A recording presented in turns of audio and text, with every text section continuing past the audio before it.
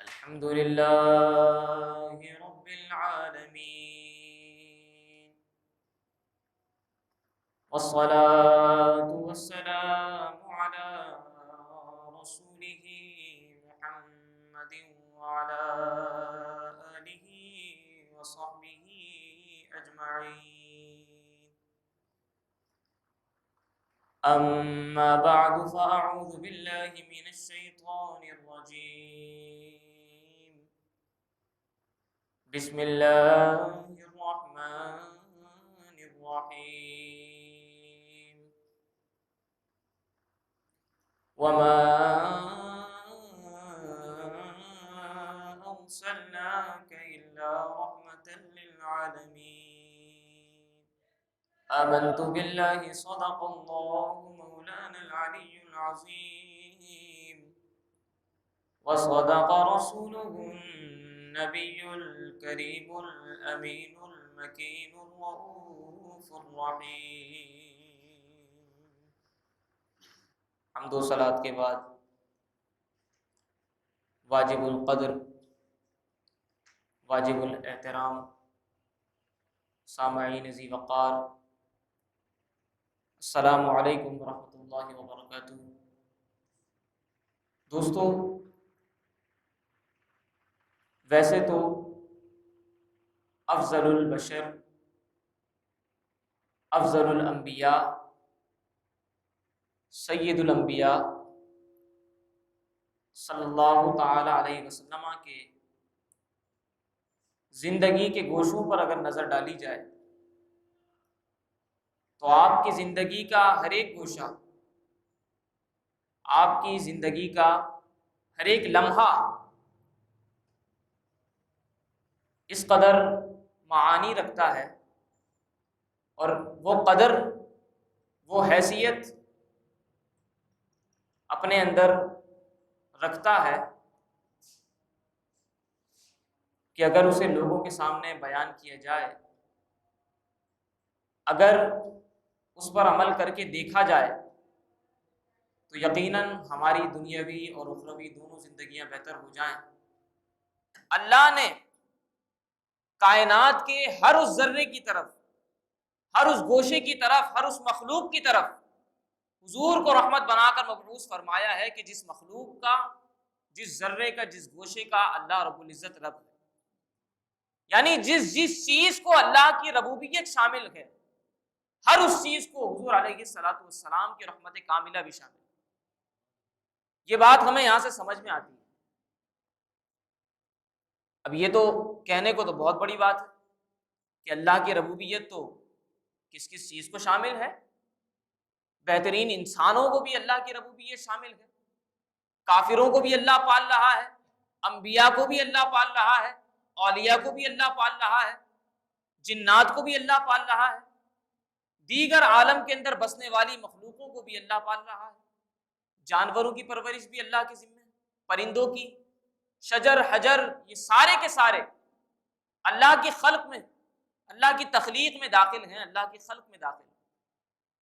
تو سب کا ذمہ اللہ رب العزت کے پاس ہے، اللہ کے ذمہ کرم پر.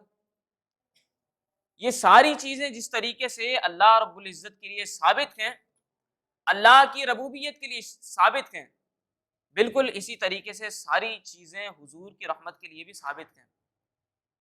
یہ کوئی ایسی بات نہیں ہے. ہم دیکھتے ہیں کہ انبیاء کرام ہو، اولیاء اعظام ہو یا دیگر مخلوقات ہو، سب نے حضور کی رحمت کا صدقہ پایا، سب نے حضور کی رحمت کا صدقہ پایا. حضرت آدم علیہ السلام کی توبہ قبول ہوئی حضور کی رحمت کے واسطے. حضرت ابراہیم علیہ السلام نارے نمرود سے بچا لیے گئے حضور کی رحمت کے واسطے. حضرت اسماعیل علیہ السلام ذبح ہونے سے بچا لیے گئے حضور کی رحمت کے واسطے. حضرت موسیٰ علیہ السلام فرعون سے بچا لیے گئے، فرعون کے حملے سے بچا لیے گئے حضور علیہ السلام کی رحمت کے واسطے. تو کوئی بھی نبی ہو، کوئی بھی اولو العزم پیغمبر ہو، لازمی ہے کہ اس نے حضور علیہ السلام کی رحمت کاملہ سے صدقہ پایا.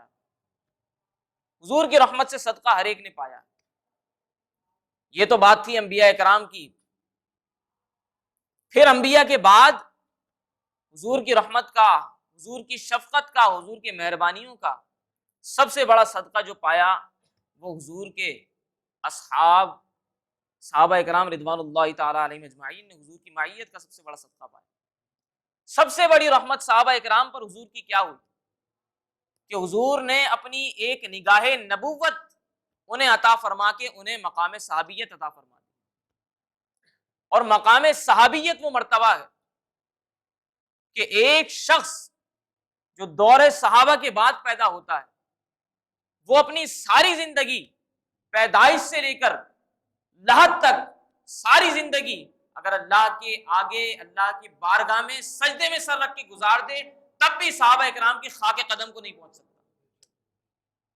یہ مرتبہ صحابہ اکرام کو عبادات سے نہیں ملا، صحابہ اکرام کو نفلی صدقات سے نہیں ملا، ایک نگاہ نبوت تھی جو صحابہ اکرام کے اوپر پڑ گئی، سارا باطن صاف ہو گیا۔ وَيُعَلِّمُهُمْ وَيُزَكِّيهِمْ، تزکیہ نفس فرما دیا، کتاب و حکمت کی تعلیم عطا کر دی۔ اب وہ مقام اور وہ مرتبہ مل گیا کہ دنیا کی کوئی خلق صحابہ اکرام کے مقام و مرتبے کو نہیں پہنچ سکتی جو صحابہ کے بعد اس دنیا میں آئے۔ ایسے بھی صحابہ اکرام گزرے ہیں کہ جنہوں نے زندگی کے اندر کوئی عبادت نہیں کی، کوئی نماز نہیں پڑھی، کوئی روزہ نہیں رکھا، کوئی صدقہ نہیں دیا، لیکن وہ صحابی ہو گئے۔ وہی مرتبہ ان کو ملا صحابیت کے اعتبار سے جو دیگر صحابہ کو ملا۔ مقام صحابیت میں تو سارے صحابہ برابر ہیں، پھر اس کے بعد ان کے درمیان درجات ہیں، لیکن مقام صحابیت کے اعتبار سے کہ صحابی ابو بکر صدیق بھی ہیں اور صحابی عمر فاروق بھی ہیں، تو مقام صحابیت کے اندر، عین صحابیت کے اندر، نفس صحابیت میں تو سارے صحابہ برابر ہیں۔ اور صرف یہی نہیں، مختلف واقعات، مختلف گوشے صحابہ اکرام کی زندگی کے بھرے پڑے ہیں حضور کی عنایتوں سے، حضور کی مہربانیوں سے، حضور کی شفقتوں سے، محبتوں سے۔ ایک صحابی جنگ میں ان کی پنڈلی پہ زخم آ گیا، پنڈلی کی ہڈی ٹوٹ گئی، پہنچ گئے بارگاہ رسالت میں، بیان کرتے ہیں کہ میں حضور علیہ الصلوۃ والسلام کی بارگاہ میں حاضر ہوا، حاضر ہو کر میں نے اللہ کے رسول کو اپنی پنڈلی دکھائی کہ اے اللہ کے رسول میری پنڈلی کی ہڈی ٹوٹ گئی ہے۔ اللہ کے رسول کا یہ سننا تھا کہ آپ نے اپنا دست مبارک میری پنڈلی کے اوپر پھیرا ہے، وہ پنڈلی ایسے صحیح ہو گئی کہ جیسے وہ پہلے بھی نہیں تھی، پہلے سے زیادہ اچھی ہو گئی۔ حضرت قتادہ بن نعمان رضی اللہ تعالیٰ عنہ آنکھ میں تیر لگ جاتا ہے، اپنی آنکھ اپنی ہتھیلی میں لے کر بارگاہ رسالت میں حاضر ہو جاتے ہیں، عرض کرتے ہیں کہ یا رسول اللہ صلی اللہ تعالیٰ علیہ وسلم میری یہ آنکھ نکل گئی ہے۔ حضور فرماتے ہیں اے قتادہ غم نہ کرو، پریشان نہ ہو، یہ تو کوئی بات ہی نہیں ہے۔ قتادہ کی آنکھ اٹھا کر اس کے حلقے کے اندر رکھتے ہیں، اپنا لعاب دہن نکال کر قتادہ کی آنکھ پہ جو لگاتے ہیں تو قتادہ کہتے ہیں کہ خدا کی قسم وہ آنکھ میری ایسی ہو گئی کہ جب تک میں زندہ رہا مجھے یہ یاد نہ رہا کہ میری کون سی آنکھ میں تیر لگا تھا، اور جس آنکھ میں حضور نے لعاب دہن لگا دیا تھا وہ اس آنکھ سے زیادہ روشن ہو گئی تھی جو پیدائشی درست تھی۔ یہ حضور کی شفقتیں ہیں، عنایتیں ہیں، مہربانیاں ہیں صحابہ اکرام پر۔ صحابہ بھی جانتے تھے، کیا اس وقت معالج نہیں ہوا کرتے تھے؟ کیا اس وقت طبیب اطباء نہیں ہوا کرتے تھے؟ کیا اس وقت ماہر فلکیات نہیں ہوا کرتے تھے؟ صحابہ اکرام بھی جانتے تھے کہ دنیا کا، آخرت کا کوئی مسئلہ پیش آ جائے، سارے حکماء، سارے اطباء، سارے ڈاکٹرز، سارے پروفیسرز، سارے سائنسدان ہوں، ماہر فلکیات ہوں، علم نجوم کے ماہر ہوں، کوئی بھی ہو، حضور علیہ الصلوۃ والسلام کا جب چراغ روشن ہو گیا تو سب کی شمع گل ہو گئی۔ بارگاہ مصطفیٰ سے ہی سب فیض پاتے ہیں، تو کیوں نہ چھوٹے چھوٹے ٹھکانے پکڑو، اس سے بہتر ہے کہ بڑی بارگاہ میں جا کر پہنچ جاؤ۔ سارا فیض کا دریا وہیں سے بہ رہا ہے، سارا لطف و کرم، عنایتیں گنبد خضرا کے مکین فرما رہے ہیں۔ بے شمار عنایتیں صحابہ اکرام نے پائیں، عام مسلمانوں پر، ہم لوگوں پر بے شمار بے پناہ عنایتیں حضور علیہ الصلوۃ والسلام کے ہم لوگ کو شامل ہیں، لیکن افسوس ہے ہم دیکھتے نہیں ہیں، ہم سوچتے نہیں ہیں، ہم مشاہدہ نہیں کرتے۔ اگر سوچیں تو کتنے سارے ہماری زندگی کے ایسے گوشے ہیں کہ جنہیں ہم سر نہیں کر سکتے، جن کے بارے میں اگر ہم تفکر کریں تو ہم حیرت کے اندر مبتلا ہو جائیں، متحیر ہو جائیں۔ پچھلی اقوام اگر اللہ کی عبادت سے روگردانی کرتی تھی نا، اگر اللہ کی عبادت سے پھرا کرتی تھی، کبھی کوئی نماز چھوڑ دی، کبھی کوئی روزہ چھوڑ دیا، تو سامعین گرامی ان کے دروازے پر ان کا نام لکھ دیا جاتا تھا۔ اللہ اکبر! بتائیے اس سے بڑی تذلیل کیا ہوگی کہ جو گزرنے والا باہر سے گزرتا وہ پڑھ لیتا کہ فلاں صاحب یہ تارک الصلاۃ ہیں، فلاں صاحب تارک الصوم ہیں، فلاں صاحب ہیں جو اللہ کی عبادت سے روگردانی کرتے ہیں۔ بتائیے اس سے بڑی بدنامی معاشرے کے اندر کیا ہوگی کہ آپ کے دروازے پر نام لکھ دیا جائے اور آپ کے بارے میں لوگوں میں غلط بات مشہور کر دی جائے۔ لیکن حضور جب تشریف لائے ہیں، حضور جب تشریف لائے ہیں، امام سیوطی شرح صدور کے اندر ارشاد فرماتے ہیں کہ حضور کے صدقے میں، حضور کی رحمت کے صدقے میں اللہ رب العزت نے امت محمدیہ پر اتنا احسان فرمایا کہ امت محمدیہ کے عذاب و ثواب کے معاملات کو قبر کے ایک تاریک گڑھے کے اندر رکھ دیا کہ جہاں بندہ یا بندے کا رب یا فرشتہ ہی جانتا ہے، اس کے علاوہ کوئی اس کے درمیان کے ہونے والے معاملات کو نہیں جانتا۔ کوئی نہیں جانتا کہ اس قبر پر عذاب ہو رہا ہے یا ثواب ہو رہا ہے۔ اتنا اللہ نے ہمارے معاملات کو چھپا دیا۔ اور کہاں کہاں حضور کی رحمتیں تلاش کریں، آقا نے ہمیں اتنا نوازا ہے۔ کافروں پر آپ دیکھیے تکلیفیں کتنی کافروں نے حضور کو ایذا رسانی کی۔ حضور کو حکم ہوا وانذر عشیرتک الاقربین کہ اے پیارے نکل جائیے تبلیغ کے لیے۔ حضور تشریف لے گئے، تبلیغ کے لیے نکلے ہیں، کافروں نے حضور کو گھیر لیا، پتھر مارنے شروع کیے، سنگ زنی شروع کی۔ حضور کے جسم مبارک پر اتنے زخم آئے کہ جن کا شمار تک نہیں کیا جا سکتا۔ زخموں سے خون رس رس کر حضور کے نالین مبارک خون سے بھر گئے۔ لیکن اس حال کے اندر بھی میرے آقا کی رحمت دیکھیے گا کہ اس حال کے اندر بھی آقا ان لوگوں کو دعائیں دیتے ہوئے جا رہے ہیں، دشمنوں کو دعائیں دیتے ہوئے جا رہے ہیں۔ پہاڑوں کا فرشتہ آتا ہے، عرض کرتا ہے کہ اے اللہ کے رسول حکم کیجئے کہ ان دو پہاڑوں کے درمیان ان کی بستی واقع ہے، مجھے حکم کیجئے دونوں پہاڑوں کو ملا دوں، یہ لوگ چکنا چور ہو جائیں گے، ان کی نسلیں تباہ و برباد ہو جائیں گی۔ حضور نے فرمایا نہیں، اے فرشتے، اے ملک، میں اس لیے نہیں بھیجا گیا کہ کسی کو مار دوں، کسی کو تکلیف پہنچاؤں، مجھے تو اللہ نے سراپا رحمت بنا کر مبعوث کیا ہے۔ سبحان اللہ! مجھے تو اللہ نے سراپا رحمت بنا کر مبعوث کیا ہے، اور میں اللہ سے امید کرتا ہوں کہ اللہ رب العزت ان کی نسلوں سے ایسے لوگ پیدا فرمائے گا کہ جو اللہ کی عبادت کریں گے اور اس کے ساتھ کسی کو شریک نہیں ٹھہرائیں گے۔ تو یہ حال تھا، یہ مقام، اور اللہ نے بھی دیکھیے گا کہ اپنے حبیب کے ساتھ کیا معاملہ کیا ہے، اور حبیب کے صدقے میں ہمیں کتنا نواز دیا ہے۔ پہلے امتوں کا، پہلی اقوام کا حال یہ ہوا کرتا تھا کہ اللہ رب العزت ان کے اندر اپنا ایک نبی مبعوث کرتا، وہ نبی تشریف لاتے، امت کو تبلیغ کرتے، سمجھاتے، اللہ کا پیغام پہنچاتے۔ اس کے بعد اگر ان کی امت کے لوگ ان کی اطاعت کرتے، نبی کی اطاعت کرتے، تو ان اطاعت کرنے والوں کو اللہ بچا دیتا، باقیوں کو اللہ عذاب بھیج کر تباہ و برباد کر دیتا، اجتماعی عذاب بھیج کر پوری قوم کو، پوری امت کو تباہ کر دیتا۔ اٹھا کر پڑھیے قوم لوط کے اوپر کیا عذاب آیا، قوم عاد کے اوپر، قوم سمود کے اوپر، اٹھا کر پڑھیے۔ قوم نوح، اللہ نے سب کو غرق کر دیا، نوح علیہ السلام کی کشتی کو بچا لیا۔ تو پہلے یہی ہوا کرتا تھا کہ اللہ رب العزت ان کے متبعین کو بچا کر باقی جو ان کے مخالفین ہوا کرتے تھے، جو بات نہیں مانتے تھے، عاصین ہوا کرتے تھے، ان پر اللہ رب العزت اپنا عذاب نازل فرما دیتا تھا۔ اس وقت اللہ کا قاعدہ یہ تھا کہ وما کننا معذبین حتی نبعث رسول اللہ، کہ ہم کسی کو بھی اس وقت تک عذاب نہیں دیں گے جب تک اس قوم کے اندر اپنا ایک نبی مبعوث نہ کر دیں۔ اس وقت خدائی قانون یہ تھا۔ لیکن قربان جائیے آقا کے کہ جب آقا کی بعثت اس دنیا کے اندر ہوئی ہے تو اللہ رب العزت نے اپنا قانون تبدیل فرما دیا۔ اب قانون یہ ہو گیا کہ وما کان اللہ لیعذبہم وانت فیہم، کہ پیارے جب تک آپ ان لوگوں کے اندر موجود ہیں اللہ کی یہ شان نہیں ہے کہ ان لوگوں کے اوپر عذاب نازل فرما دے.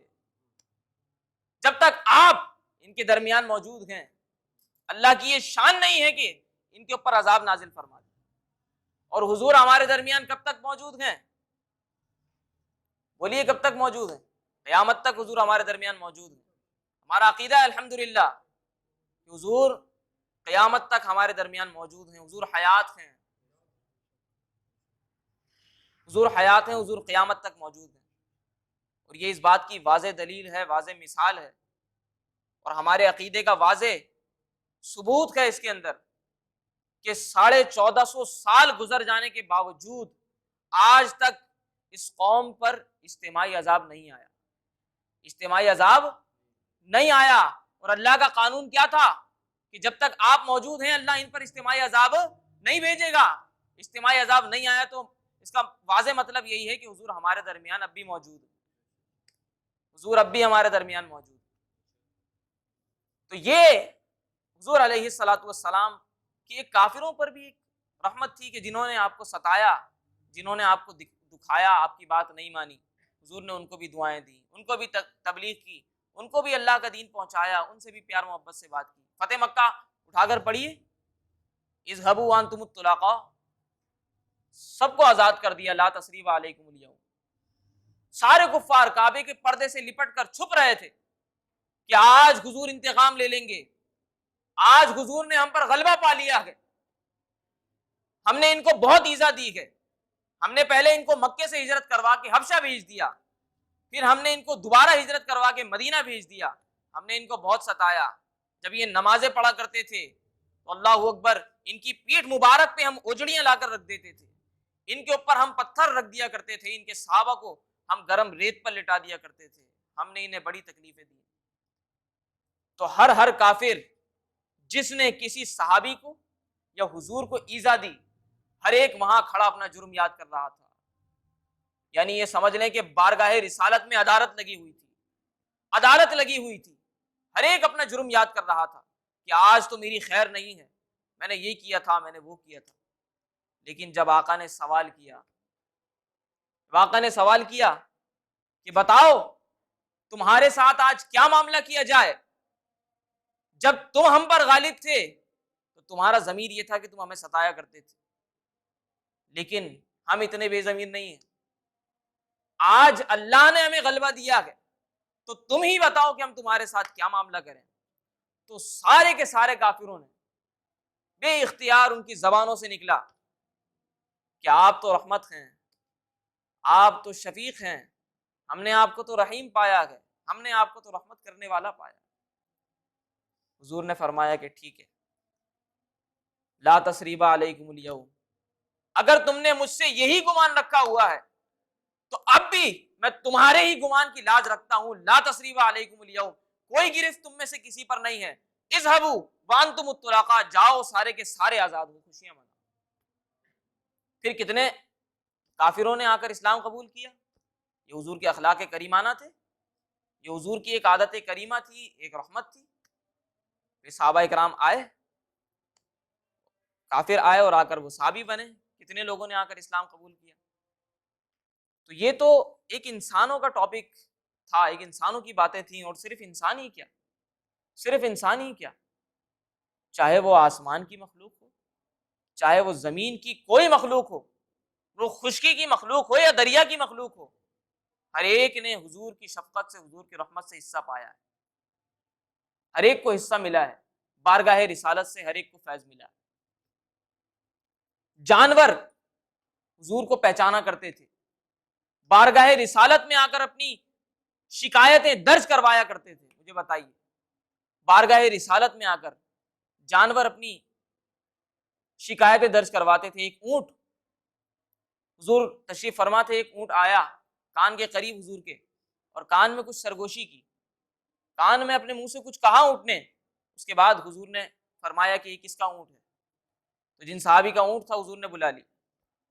حضور نے فرمایا کہ خدا کے لیے اللہ کے خوف، اللہ کے عذاب سے ڈرو اللہ کا خوف کرو، اس نے آ کر مجھے سب کچھ بتا دیا کہ تم اس سے کام زیادہ لیتے ہو، اس کو کھلاتے پلاتے کم، اس کو مارتے زیادہ ہو، کھلاتے پلاتے کم۔ تو جانور بھی حضور کو پہچانا کرتے تھے۔ ایک مرتبہ جنگل میں حضور تشریف لے گئے، ایک ہرنی بندھی ہوئی زنجیر کے ساتھ ایک جگہ کھڑی بلبلا رہی تھی۔ حضور اس کے پاس تشریف لے گئے، اس کے اوپر ہاتھ پھیرا تو وہ ہرنی کو اللہ رب العزت نے قوت گویائی عطا فرما دی اور حضور سے کلام کرنے لگی، کہنے لگی کہ آقا، اے اللہ کے رسول، آپ تو سراپا رحمت ہیں، آپ اللہ کے رسول ہیں، دیکھیے مجھے یہاں پکڑ کر باندھ دیا گیا، میرے چھوٹے چھوٹے بچے ہیں، اگر آپ مجھے کھول دیں تو میں آپ سے وعدہ کرتی ہوں کہ میں اپنے بچوں کو دودھ پلا کر واپس آ جاؤں گی، آپ مجھے پکڑ کر پھر باندھ دیجیے گا۔ حضور نے فرمایا ٹھیک ہے، اگر تمہارا وعدہ ہے تو میں تمہیں کھول دیتا ہوں، لیکن اپنے وعدے کے مطابق واپس آ جانا۔ حضور نے کھولا، ہرنی گئی، ہرنی گئی تھی، اتنے میں جس نے اس کو پکڑا تھا وہ آ گئے۔ اس نے آ کر دیکھا کہ حضور موجود ہیں، ہرنی نہیں ہے۔ اس نے حضور سے پوچھا کہ یہاں پر میں نے ایک ہرنی پکڑ کر باندھی تھی، تو حضور نے پھر سارا ماجرا اس کو بیان فرمایا کہ دیکھو ایسا ایسا تھا کہ اس کے چھوٹے چھوٹے بچے تھے، اس نے مجھ سے کہا، میں نے اس کو کھول دیا، اپنے وعدے کے مطابق وہ جلد لوٹے گی۔ اس نے کہا ٹھیک ہے، یہ بھی دیکھ لیتے ہیں۔ گفتگو چل ہی رہی تھی کہ وہ ہرنی دودھ پلا کر واپس آ گئی۔ حضور نے اس کو پکڑا اور پکڑ کر پھر باندھ دیا۔ پھر اس کے بعد حضور علیہ الصلوۃ والسلام نے اس شخص سے جس نے اس کو پکڑ کر باندھا تھا، اس سے حضور علیہ الصلوۃ والسلام نے گفتگو کی کہ دیکھ، اللہ کی مخلوق کے بارے میں انصاف کر، اللہ کی مخلوق کے بارے میں رحم کر۔ پہلے ہی اتنا سب کچھ دیکھ چکا تھا، وہ تو آقا پر فدا ہو گیا۔ اس نے کہا کہ ٹھیک ہے آقا، اگر آپ کہتے ہیں تو میں اس ہرنی کو آزاد کر دیتا ہوں۔ اس نے اس ہرنی کو آزاد کیا۔ ہرنی کا جانا تھا، اس کا کھلنا تھا کہ وہ ایک دم جو اس نے دوڑ لگائی ہے، تو دوڑ لگاتے لگاتے اس ہرنی کو اللہ رب العزت نے قوت گویائی عطا فرمائی اور وہ کلمہ پڑھتی ہوئی گئی، اشہد ان لا الہ الا اللہ وانک محمد الرسول اللہ، کہ اے محمد اللہ کے رسول، میں گواہی دیتی ہوں کہ آپ اللہ کے سچے پیغمبر ہیں، آپ اللہ کے رسول ہیں۔ جانور تک حضور کو پہچانا کرتے تھے۔ شجر حجر کس کس چیز کی بات کیجیے، درخت اللہ رب العزت کی بارگاہ میں، حجر اللہ رب العزت کی بارگاہ میں کس کس چیز کا بیان کیجیے، کس کس چیز کی بات کیجیے۔ باتیں تو بہت ساری ہیں، باتیں تو بہت ساری ہیں کرنے کی، لیکن یہ موضوع ایسا ہے کہ اگر اس کو جتنا پھیلایا جائے، اس کو جتنا بیان کیا جائے، میرے دوستو، وقت ہمارے پاس کم پڑ جائے گا، وقت کے دامن میں تنگی پیدا ہو جائے گی، لیکن ہماری گفتگو ختم نہیں ہوگی۔